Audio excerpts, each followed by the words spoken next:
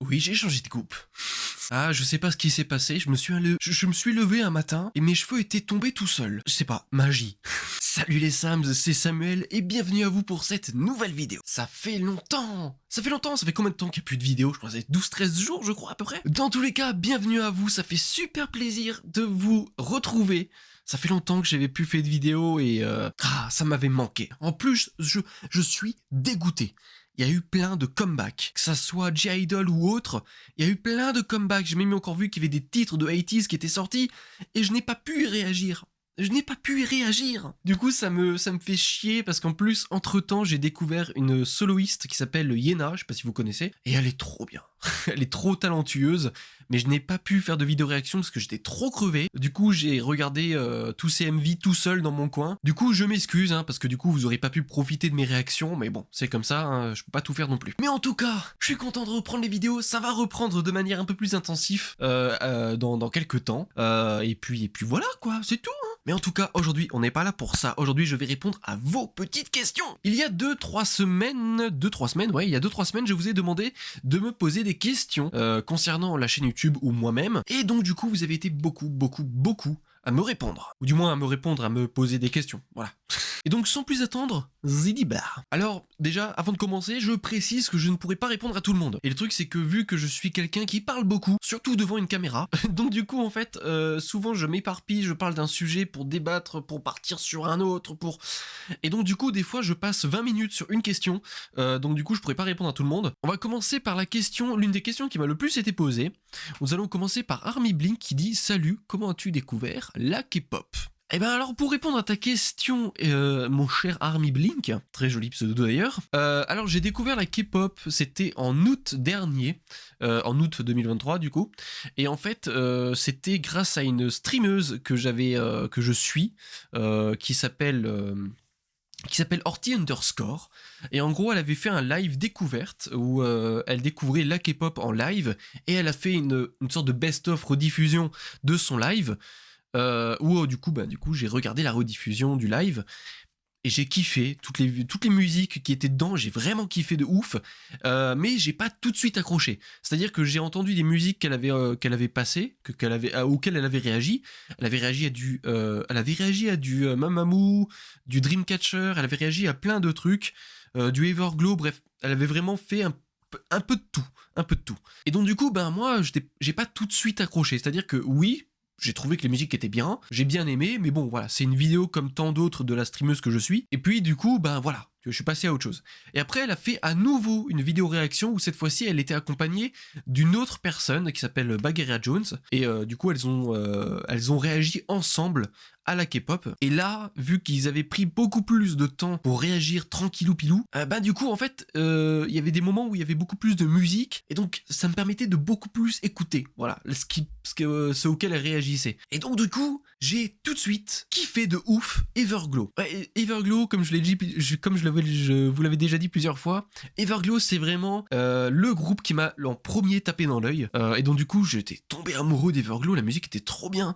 Et donc du coup, j'ai commencé à lancer le fameux engrenage K-pop. Alors l'engrenage K-pop, qu'est-ce que c'est? En gros, l'engrenage K-pop, c'est que à partir du moment où tu tapes le nom d'une musique K-pop sur YouTube, t'es sûr que c'est pas la seule musique K-pop que tu vas écouter. Ça veut dire qu'à partir du moment où tu commences à taper le nom d'un groupe K-pop dans la barre de recherche, c'est sûr et certain que tu ne vas plus jamais en sortir. Et c'est ce qui s'est passé parce que j'ai tapé Everglow sur Google et voilà où j'en suis aujourd'hui. Aujourd'hui j'en suis à faire des vidéos sur la K-pop, donc vous comprenez ce que c'est l'engrenage K-pop. Donc, du coup en fait j'ai découvert avec Everglow la K-pop grâce à cette streameuse et donc du coup après j'ai découvert Dreamcatcher, j'ai découvert Stacy, j'ai découvert ITZY, j'ai découvert Blackpink, bref, vous connaissez toute l'histoire. Donc j'espère avoir répondu à ta question.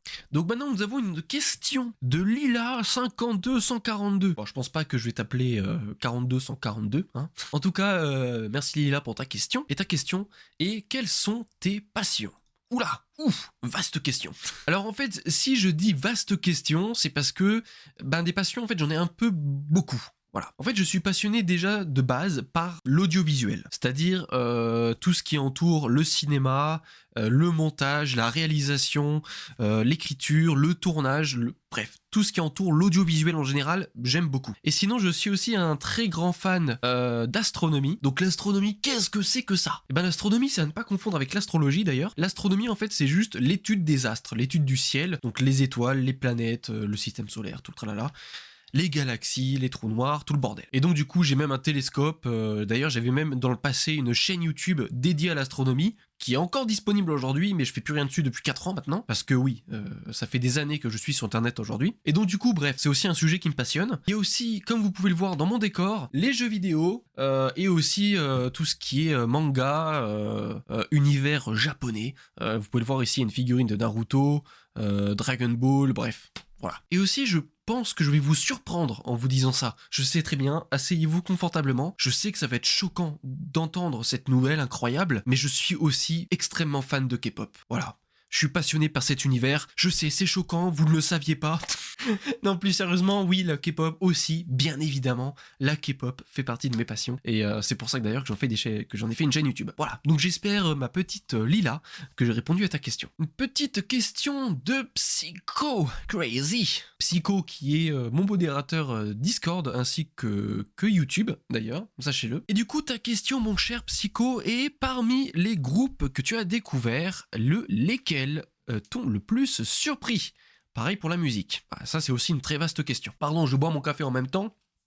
Mais en vrai, pour faire simple, ils m'ont tous plus ou moins surpris. Il y a certes certains groupes que j'ai découverts sur cette chaîne YouTube qui m'ont plus surpris que d'autres et qui m'ont beaucoup plus plu que d'autres, mais dans l'ensemble, ils m'ont tous plus ou moins surpris par leur créativité, par leur originalité et surtout par le style musical qui des fois est vraiment très agréable. De toute manière, ça se voit dans mes réactions. C'est-à-dire que si vous voyez dans mes vidéos réactions que j'aime bien, c'est que j'aime bien. Je ne vais pas mentir dans mes vidéos réactions, vous voyez. Donc en fait, si on devait vraiment dire, en fait j'ai aimé toutes les musiques que j'ai écoutées sur cette chaîne en fait. Ouais. En tout cas, j'espère que j'ai répondu à ta question, mon petit Psycho. Et du coup, nous avons une autre petite question de Lumamilou qui dit: quel est ton groupe que tu stan le plus? Merci pour tes vidéos. Merci à toi de les regarder. Donc du coup, tu me demandes quel est mon groupe, quel est le groupe que je stan le plus? Et c'est Dreamcatcher. Voilà, purement et simplement Dreamcatcher. En fait, Dreamcatcher, c'est vraiment mon groupe préféré. C'est mon groupe de cœur. C'est vraiment pour moi aujourd'hui encore, il n'y a pas de groupe supérieur à Dreamcatcher. Vraiment, Dreamcatcher, c'est le groupe que j'aime le plus, que j'écoute tout le temps, que je suis, j'ai tout regardé. Dreamcatcher, incroyable. Insomnia Forever, pour toujours. Franchement, Dreamcatcher, si vous connaissez pas, allez voir. Allez stan ce groupe qui est juste fabuleux. C'est des filles qui ont un talent dingue, qui ont une histoire dingue et qui sont adorables, avec un talent de fou et des musiques. Oh, mon Dieu, leurs musiques sont excellentes. Bref, allez voir Dreamcatcher. D'ailleurs, c'est pas pour rien que en fond, dans le décor, tous les trucs K-pop que vous voyez derrière, c'est du Dreamcatcher. C'est parce que c'est mon groupe vraiment préféré. Maintenant, on a une question de user, IKQ... bref, il n'y a pas de pseudo. Quelle est ta musique de Stray Kids préférée? Sinon, on t'adore, continue comme ça. Oh, c'est super gentil! Et du coup, quelle est ma musique préférée de Stray Kids? J'ai beaucoup aimé... La la la la la la. Il y a 4 là, normalement. Et sinon, j'ai beaucoup aimé S-Class. S-Class, excellent. Incroyable. Là, nous avons une petite question de Margot. Salut, comptes-tu faire des réactions aux clips performances de certaines chansons de K-pop qui ont ou pas de MV?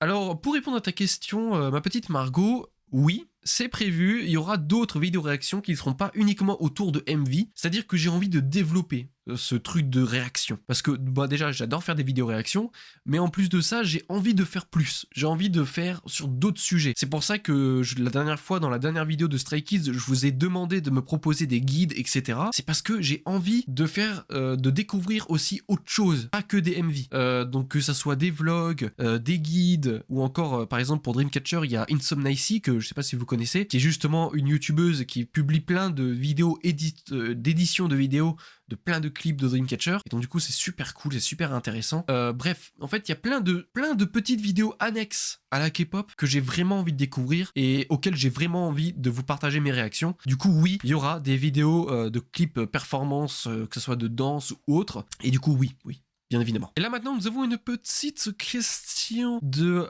Inéaffable163. Je pense que je vais arrêter de dire des chiffres. Ça te plairait de faire des collabs avec d'autres youtubeurs K-pop ou non? Et sinon, lesquels? Ah, c'est une très très bonne question. Très très bonne question. Alors, j'ai envie de te répondre oui, mais pas avec d'autres youtubeurs qui ne font pas de K-pop. Ici, c'est une chaîne 100% K-pop, donc je vois pas l'intérêt de faire des collabs avec des gens qui ne parlent pas de K-pop. Y a pas d'intérêt finalement. Et donc, du coup, faire des collabs avec d'autres youtubeurs, principalement K-pop, alors du coup, bah oui, complètement. Moi, ça m'irait de ouf. Je sais que justement, aujourd'hui, malgré le fait que ça fait pas longtemps que je suis sur YouTube, je me suis déjà fait repérer par d'autres youtubeurs K-pop. Je pense par exemple à KaiTVFR qui regarde mes vidéos, qui d'ailleurs a laissé un commentaire sous la dernière vidéo où je faisais une annonce. Et il y a aussi Drinkpop qui regarde aussi mes vidéos. Peut-être pas toutes, mais en tout cas, je sais qu'elle jette un œil de temps en temps. J'ai l'impression que Drinkpop, elle est un peu partout à chaque fois.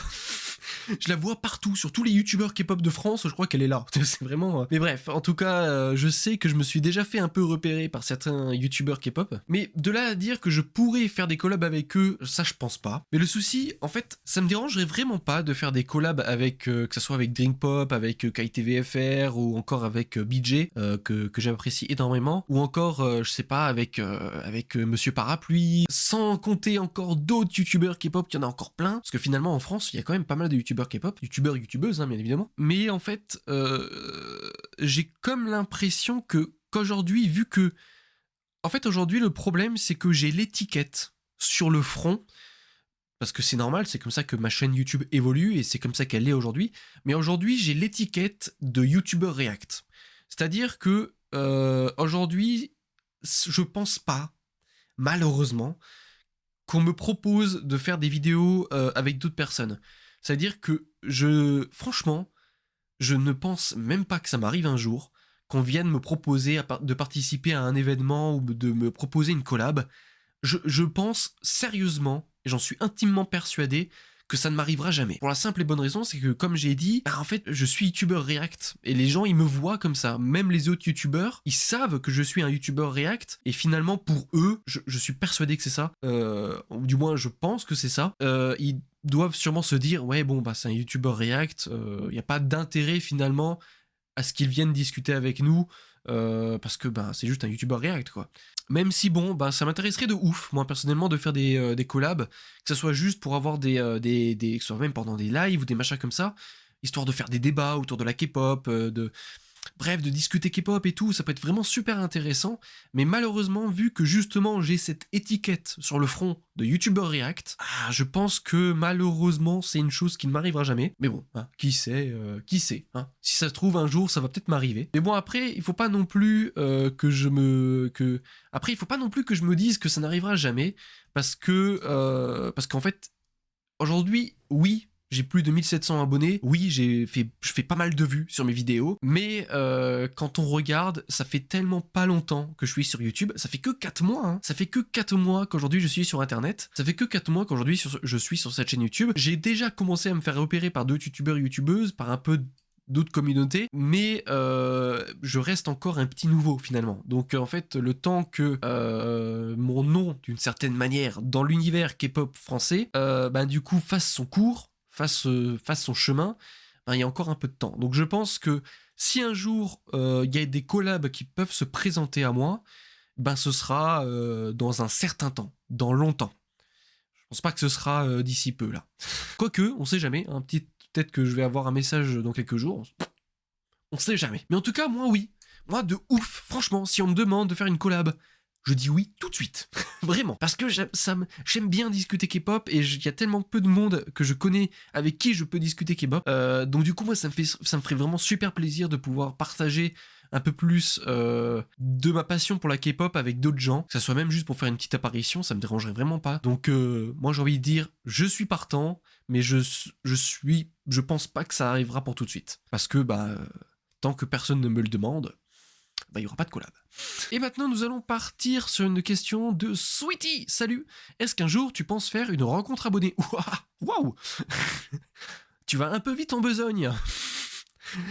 C'est impossible. C'est impossible. Pour la simple et bonne raison, c'est qu'on n'est que 1700 sur cette chaîne YouTube. On n'est pas beaucoup.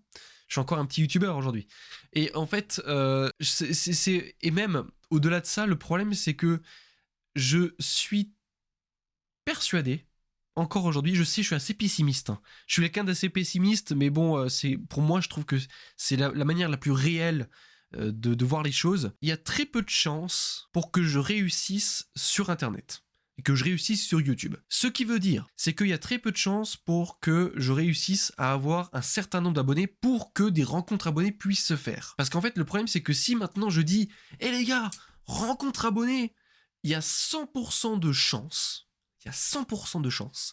pour qu'il y ait personne qui vienne à cette rencontre abonnée. Parce que justement, on n'est pas assez nombreux. C'est-à-dire que là, si je dis oui, on fait une rencontre abonnée, il y a 99% de chances pour que personne ne vienne, en fait. Purement et simplement. Parce que déjà, il y a certaines personnes, ils sont assez jeunes, ils peuvent pas forcément se déplacer. Il y a des gens, ils peuvent... en fait, c'est juste que je suis pas encore un assez gros youtubeur aujourd'hui.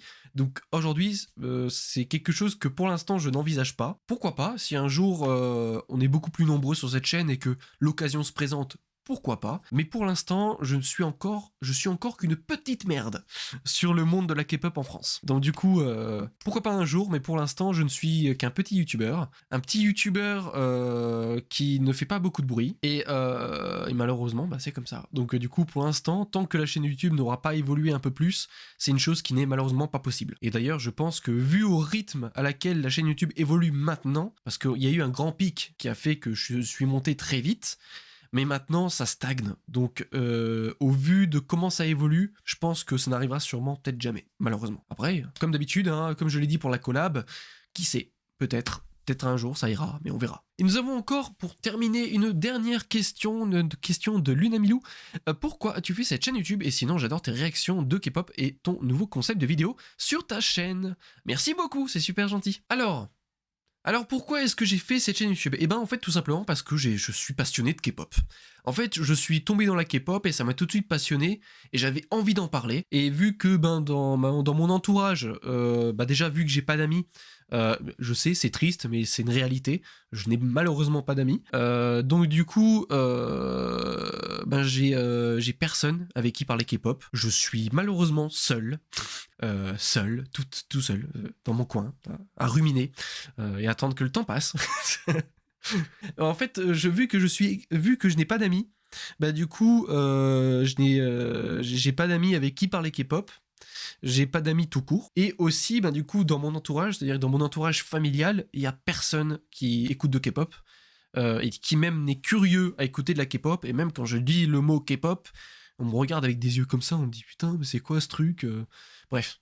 Donc, vous voyez ce que ça veut dire, je pense qu'on l'a tous vécu ça. Donc du coup je n'ai personne avec qui parler K-pop et donc je me suis dit putain c'est dommage quoi, j'adore ça, c'est trop bien, j'ai découvert ça il y a pas longtemps, c'est trop cool, ça me passionne de ouf. Et donc du coup je me suis dit pourquoi pas en faire des vidéos. Voilà, purement et simplement. Je me suis dit, voilà, j'ai le matériel, j'ai le micro, j'ai la caméra, j'ai tout ce qu'il faut pour faire des vidéos, pourquoi pas en faire autour de la K-pop. Et vu que à cette période-là, je regardais énormément de vidéos réactions. J'étais vraiment à fond sur les vidéos réactions, je regardais quasiment que ça. Et donc du coup, j'étais vraiment... je me dis putain, mais j'ai trop envie d'en faire moi aussi. Voilà. Et en plus, vu que j'en avais déjà fait dans le passé autour de certaines séries et tout, j'avais même fait une série de vidéos réactions sur Squid Game. Bon, aujourd'hui, ça n'existe plus, j'ai supprimé la vidéo, mais à l'époque, j'en faisais. Et donc, du coup, je me suis dit, putain, c'est vrai que c'était trop cool, j'adorais faire ça, des vidéos réactions. Et je me suis dit, pourquoi pas en faire autour de la K-pop? Parce qu'en plus, des youtubeurs React en France, il n'y en a pas énormément. Il y en a quelques-uns, hein, comme par exemple Monsieur Parapluie, Ma Petite Mel, ou encore anciennement BJ, qui maintenant ne fait plus de vidéos réactions. Et donc, du coup, je me suis dit, autant, pourquoi pas le faire? Et comme ça, au moins, ça me permettrait de trouver des gens avec qui discuter de K-pop. J'ai créé cette chaîne YouTube pour pouvoir discuter de K-pop avec des gens. Voilà. C'était l'objectif principal, c'était d'avoir des gens avec qui discuter K-pop. En tout cas, j'espère avoir répondu à peu près toutes vos questions. Je sais, il y a plein de questions qui sont passées à la trappe et que je n'ai pas pu répondre. Le problème, c'est que ça fait déjà 35 minutes que je parle. Et donc du coup, il est bien quand même grand temps de terminer la vidéo ici. En tout cas, merci infiniment d'avoir regardé cette vidéo jusque-là. En tout cas, j'espère que ma vidéo vous aura plu. Et moi, je vous dis à la prochaine pour d'autres vidéos. Je vous fais plein de gros bisous. Et je vous dis à plus. Allez, ciao ciao.